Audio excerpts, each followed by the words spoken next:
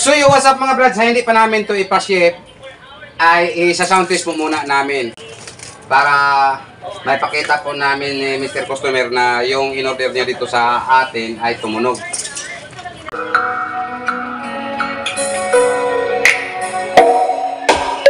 Sa taga-Coronadal, Gapalbal!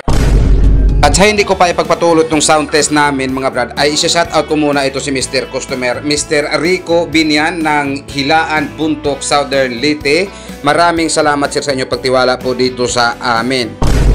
At ito lang po sa Cora 5023 ang gagamitin natin sa pag-sound test mga brad, kasi yung GX-CB namin na Kibler ay nasa bahay pa po namin, hindi pa namin nadala dito sa aming site. At ito lang po muna ang isa-sound test natin ngayon, itong 5023 na sa Cora, kasama po yung D12 mid-high full range. Ito lang po muna. I know I'm not the best in terms of mixing. Yan po ang D12 mid-high full range.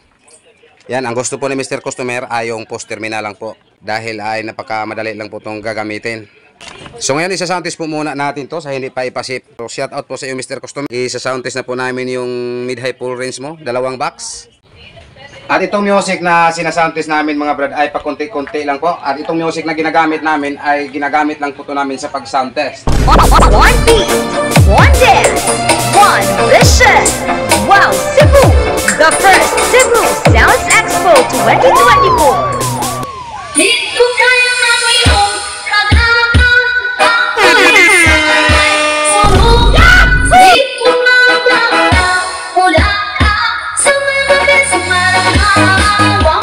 MCB Cebu, the best! Hindi man ako gwapo, at least may talento.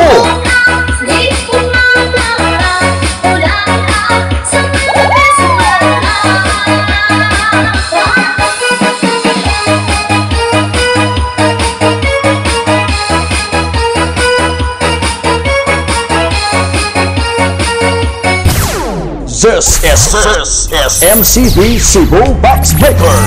MCB. Basta speaker box ang isgutan, aba, dito ka na. This is MCB Cebu Box Breaker. At sa hindi pa nakaalam kung anong niload namin itong D12 mid-high full range, ayan po ang niload namin, kasi hindi po namin naipakita sa video dahil po ay busy po kami ng kunti. Ayan po ang niload namin. BCS 450 ang driver unit at itong PE 1250 ang speaker. At ito po ang time na ikinarga na po namin ang item ni Mr. Customer patungo po maghatid sa Pantala ng Cebu. Basta speaker box ang iskutan, aba, dito ka na sa MCB Cebu Box Maker. At ito po ang time na nandun na po kami sa Pantala ng Cebu. Kung makikita ninyo, ayan, ikinarga na po sa postcard sa ating suki na porter patungo po mahatid sa barko.